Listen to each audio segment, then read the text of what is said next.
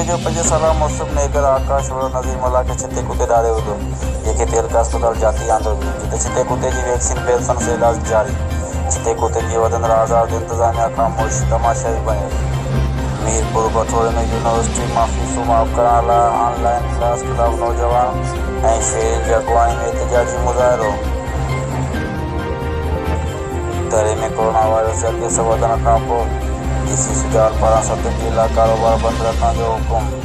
SOPs ते अमल करण लाइ मुख्तियार तालुकार DSP सिकंदर भट्टी जी अॻुवाणी में रेवेन्यू पुलिस एहलकार खुलियल दुकान खे बंदि कराए छॾिया।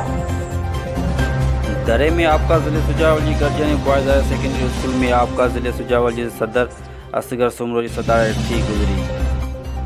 4 ॾींहं अॻु सोबो देरो जी हद मां खानो जे सीनियर साथी मुज़फ़र कलोर जे बाबू ज़मीन कलोर खे हफ़ूर करे रोकड़ रक़म वापसि न ॾियण ख़िलाफ़ खानोवा में एहतजाजी मुज़ाहिरो।